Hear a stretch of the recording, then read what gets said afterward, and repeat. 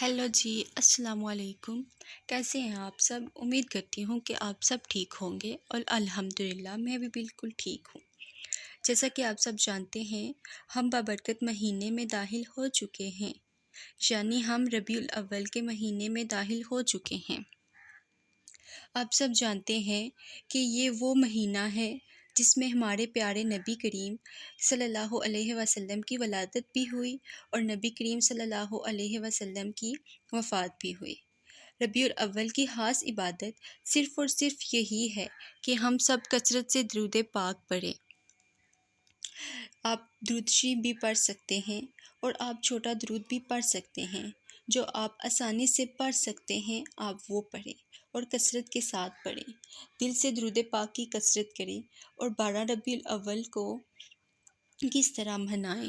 بہت سے لوگ پوچھتے ہیں کہ ہم اس دن کو کیسے منائیں، کیونکہ آج کل لوگ لائٹنگ کرتے ہیں، گھروں کو تیار کرتے ہیں، کھانے بناتے ہیں، سب لوگوں میں تقسیم کرتے ہیں، میلاد بھی کرواتے ہیں، سب لوگ نعتیں پڑھتے ہیں۔ یہ سب چیزیں کرنا اسلام میں غیر مذہبی ہے۔ ان سب چیزوں کی اسلام بالکل اجازت نہیں دیتا۔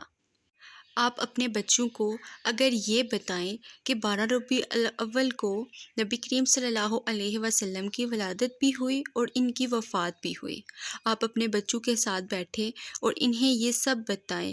کوشش کریں سب گھر والے ایک ساتھ بیٹھ کر ذکر کریں، درود شریف پڑھیں کثرت کے ساتھ۔ آپ اپنے بچوں کو نعتیں سکھائیں۔ اگر اس طرح منائیں تو کوئی حرج نہیں ہے۔ کوشش کریں 12 ربیع الاول کے دن آپ کثرت سے درود پاک پڑھیں۔ اس مہینے کی خاص عبادت صرف اور صرف یہی ہے کہ آپ کثرت سے درود پاک پڑھیں۔ اللہ تعالیٰ نے خود فرمایا ہے کہ اے فرشتوں اور انسانوں، اپنے نبی کریم صلی اللہ علیہ وسلم پر درود پاک بھیجو۔ جو شخص ایک بار درود شریف پڑھتا ہے، اللہ تعالیٰ اس کے 10 درجات بلند فرماتا ہے۔ اللہ تعالیٰ کی طرف سے 10 رحمتیں نازل ہوتی ہیں۔ جو شخص درود پاک کو اپنی زندگی میں شامل کرے گا، اس کی ساری مشکلات، ساری پریشانیاں دور ہو جائیں گی۔ درود پاک پڑھنے سے اس کے درد، تکلیف، بیماریاں سب کچھ ختم ہو جائے گا۔ اللہ تعالیٰ اس پر اپنی رحمتیں نازل کر دیتا ہے۔ ہر درد، دکھ، تکلیف سے نجات مل جاتی ہے۔ اس کی زندگی میں خوشیاں ہی خوشیاں شامل ہو جاتی ہیں۔ جو شخص کثرت سے درود پاک پڑھتا ہے، اس کا چہرہ نور سے روشن ہو جاتا ہے۔ اللہ تعالیٰ اس انسان سے بہت خوش ہوتا ہے جو کثرت سے درود پاک پڑھتا ہے۔ اللہ تعالیٰ اس کی ساری مشکلات کو ختم کر دیتا ہے، اس کے دل کو سکون سے بھر دیتا ہے۔